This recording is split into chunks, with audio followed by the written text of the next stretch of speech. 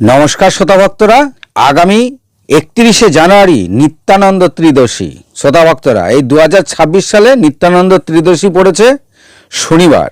আর আজ আমরা নিত্যানন্দ প্রভুর কথা শ্রবণ করব। তবে নিত্যানন্দ প্রভুর কথা শ্রবণ করবার পূর্বে আমরা নিত্যানন্দ প্রভুর একটি কথা আগেই জেনে নেব, তিনি সমাজ থেকে কেন বহিষ্কার হয়েছিলেন। শ্রোতা ভক্তরা খুব মন দিয়ে শুনবেন। মহাপ্রভু নিত্যানন্দ তিনি 56 বছর বয়সে বিবাহ করেছিলেন। তাও তিনি একটি বিবাহ করেননি, তিনি দুটো বিবাহ করেছিলেন। এই বিবাহ করার কারণে তিনি সেই সময় সমাজ থেকে বহিষ্কার হয়ে গিয়েছিলেন। তো ভক্তরা, আজ আমরা জানবো প্রভু নিত্যানন্দ কেন বুড়ো বয়সে বিবাহ করেছিলেন, যার কারণে তাকে বহিষ্কার হতে হয়েছিল। ভক্তরা, নিত্যানন্দ প্রভু যা যা করতেন তা মহাপ্রভু শ্রী চৈতন্যর কথা অনুসারেই সেই কার্য তিনি করতেন। তাই বলা বাহুল্য তিনি বিবাহ করেছিলেন মহাপ্রভু শ্রী চৈতন্যর কথা অনুসারে। আসলে চৈতন্য মহাপ্রভু কলিযুগে অবতার নিয়েছিলেন এই কলিকালের মানুষেরা কি করে গৃহ থেকেই ভগবানের নাম কীর্তন করবেন তারই উদ্দেশ্যে। অর্থাৎ গৃহ থেকেই কলিকালের মানুষেরা কি করে ভগবানের সান্নিধ্য লাভ করবেন তারই জন্য অবতার নিয়েছিলেন। তাহলে গৃহস্থ জীবনে থেকে ভগবানের সান্নিধ্য লাভ কি করে করা যায়, তিনি তারই জন্য যদি এসে থাকেন, তবে তিনি কেন সন্ন্যাস নিলেন? কারণ কলির জীবেদের উদ্ধার করতে হলে তাকে সন্ন্যাস নিতেই হতো, আর তা না হলে হরিনাম তিনি বন্টন করতেই পারতেন না। তো তিনি উদাহরণ হিসাবে প্রভু নিত্যানন্দকেই বেছে নিয়েছিলেন যে ঠিক কিভাবে গৃহস্থ জীবনযাপন করেও ভগবানের নাম কীর্তন করে ভগবানের সান্নিধ্য লাভ করা যায়। কিন্তু ভক্তরা, এই নিত্যানন্দ প্রভু সন্ন্যাস গ্রহণ করেছিলেন অনেক ছোটবেলাতেই, তিনি সন্ন্যাসীও হয়ে গিয়েছিলেন। কিন্তু মহাপ্রভুর কথা রাখবার জন্য তিনি তার সন্ন্যাস ধর্ম ত্যাগ করে গৃহস্থ জীবনযাপন শুরু করেছিলেন। আর গৃহস্থ মানুষকে বোঝাতে থাকলেন কি করে গৃহস্থ জীবনযাপন করেও ভগবানের সেবা করতে হয়। তো ভক্তরা, এভাবেই বোঝাতে বোঝাতে তিনি ওই বয়সে একটি একটি করে 8টি সন্তানেরও পিতা হয়ে গিয়েছিলেন। তবে তিনি ধর্মচারণ করেই চলেছিলেন। অর্থাৎ তিনি ছিলেন পূর্ণ কুম্ভ, অর্থাৎ তিনি ছিলেন পূর্ণ আত্মা। আর আমরা একটি কথা সকলেই জানি, গৌরকে পেতে গেলে আগে করো নিত্যানন্দর সেবা। নিত্যানন্দ প্রসন্ন হলে মহাপ্রভু শ্রী চৈতন্য প্রসন্ন হন। এছাড়া গৃহস্থ জীবনযাপন করেও প্রভু নিত্যানন্দ ছিলেন পূর্ণ ব্রহ্মচারী। আর যেভাবে তিনি গৃহস্থ মানুষদের শিখিয়েছিলেন কিভাবে গৃহস্থ হয়েও ভগবান লাভ করা যায়, তা আজ প্রায় মানুষরা ভুলতে বসেছে। অর্থাৎ ব্রাহ্মণের সমাজের চাপে ধীরে ধীরে সবকিছু বর্তমানে মুছেই গেছে। কেন এমন হলো আজ আপনি নিজেই দেখতে পারেন। নানা দিকে একটি সন্ন্যাসীও পাবেন, আর সেখানে তারা আশ্রমও খুলে বসে আছে।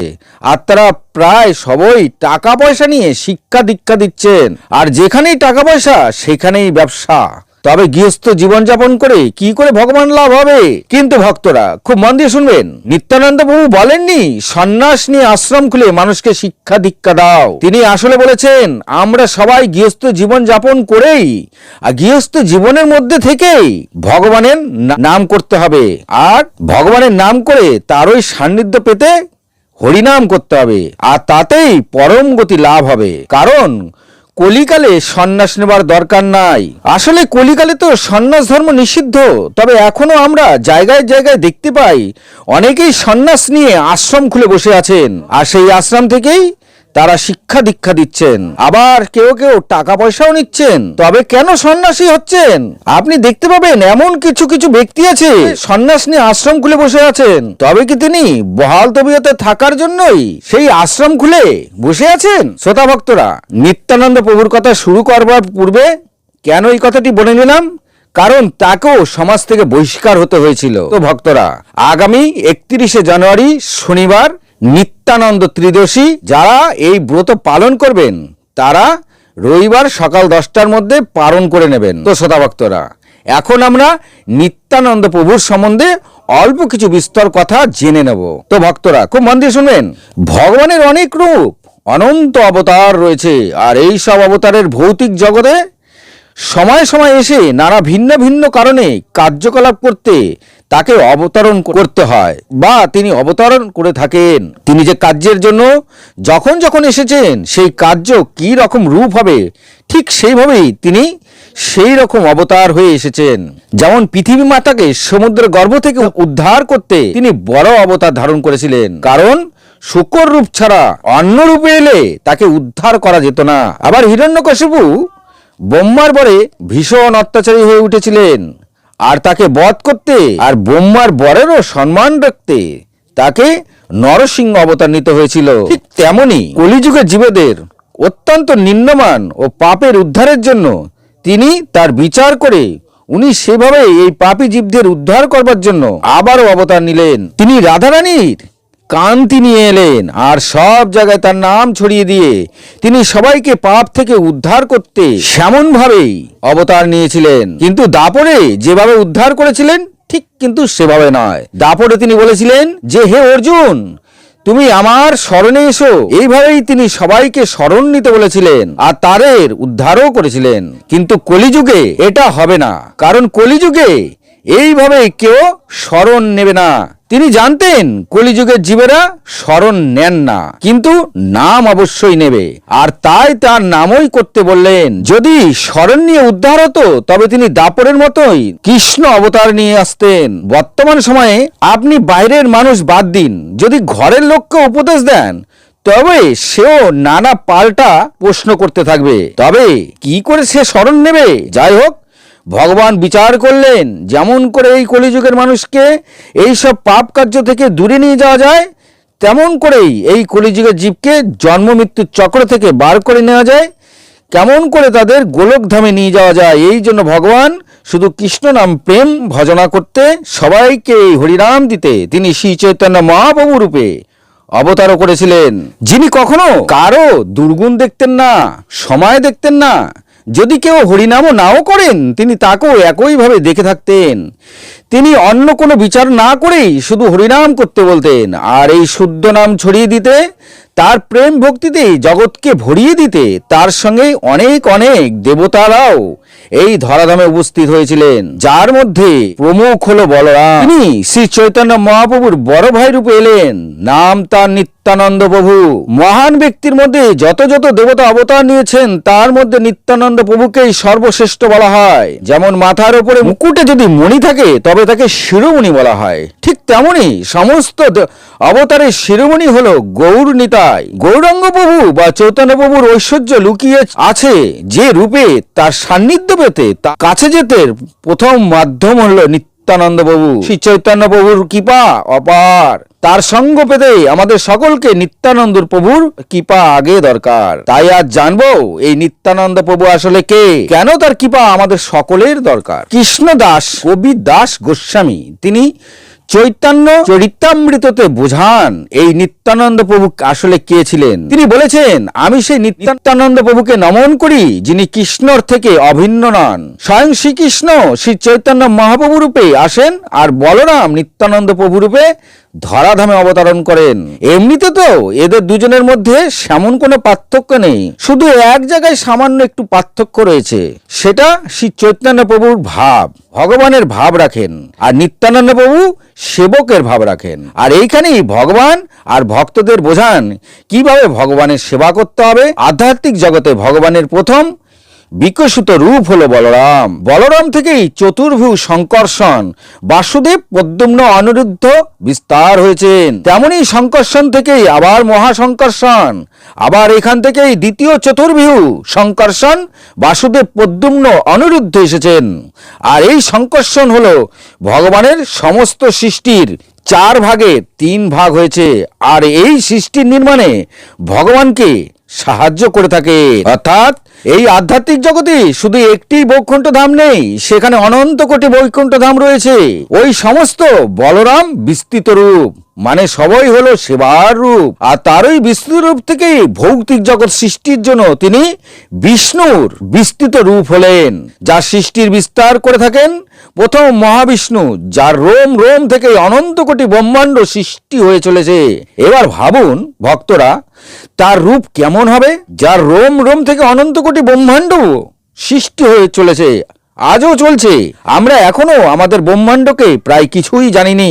আমরা এই সৌরজগতের কিছুটা অন্তত দেখেছি, কিন্তু ব্রহ্মাণ্ড নয়। আর যার রোম রোম থেকে অনন্ত কোটি ব্রহ্মাণ্ড সৃষ্টি হচ্ছে, তার রূপ কেমন হবে?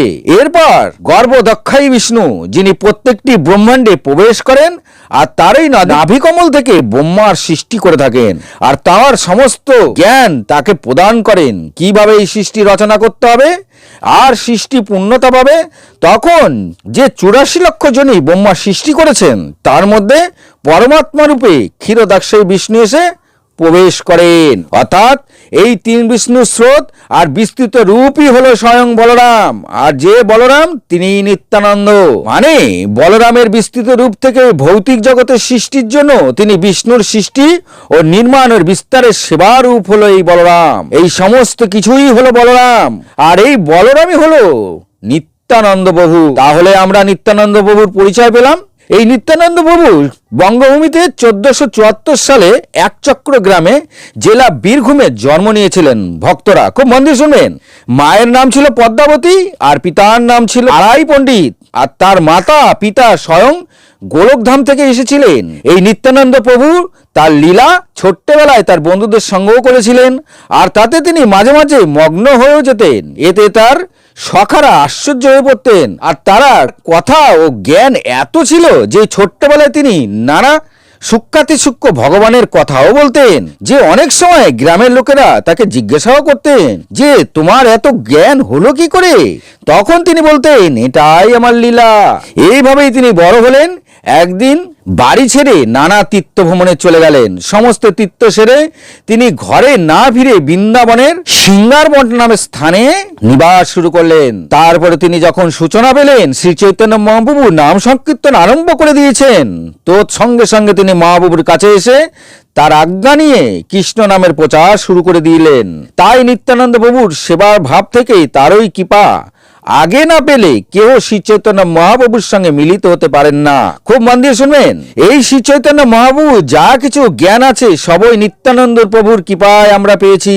আর কৃষ্ণদাস গোস্বামী লিখেছেন যে এই নিত্যানন্দ প্রভু তাকে প্রেরণা দিয়েছেন যে তিনি যেন বৃন্দাবনে এসে শ্রী চৈতন্য মহাপ্রভুর কথা লেখেন। আবার বৃন্দাবন দাস গোস্বামী ঠাকুর তিনিও বলেছেন, যিনি চৈতন্য ভগবত লিখেছেন, তিনিও বলেছেন যে তাকেও শ্রী চৈতন্য মহাপ্রভুর কথা লেখার প্রেরণা স্বয়ং নিত্যানন্দ প্রভুই দিয়েছিলেন। তাই যা কিছু জ্ঞান আজ আমাদের মধ্যে রয়েছে সবই এই নিত্যানন্দ প্রভুর কৃপায়। এতএব এই দিনটির মাহাত্ম্য কতটা সেটা আপনারা বুঝতে পারছেন।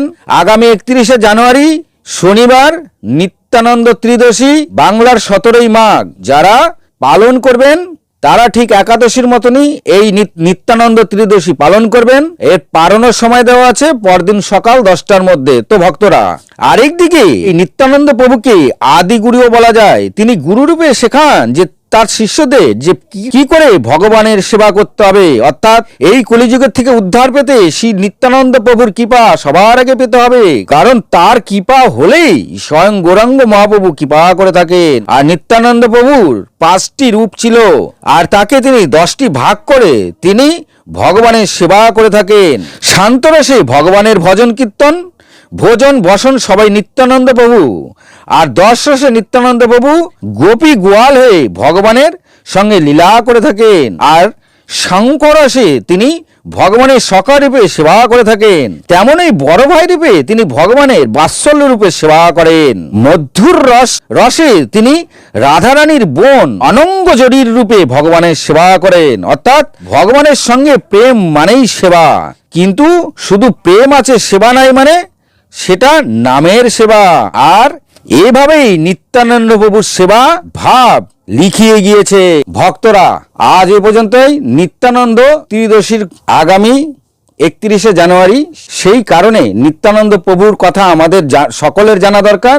আর ভগবানের সান্নিধ্য পেতে নিত্যানন্দ প্রভুর কৃপা আগে পেতে হবে। তাই চেষ্টা করবে নিত্যানন্দ ত্রিদশী করবার। যেমন ভাবে একাদশীর ব্রত পালন করেন তেমন ভাবেই নিত্যানন্দ ত্রিদশী পালন করবেন। তো আজ এই পর্যন্তই। যদি ভালো লাগে তবে একটি লাইক, একটি সাবস্ক্রাইব করবেন। আমি এখানেই বলে দিলাম, নিত্যানন্দ প্রভু 10 রস রূপে 10 ভাবে ভগবানের সেবা করেন, আর সবই সেবার রূপ। তাই নিত্যানন্দ প্রভুর মাহাত্ম্য কতটা আপনারা বুঝতেই পারছেন। আজ এই পর্যন্তই। ভালো থাকুন, সুস্থ থাকুন, নমস্কার।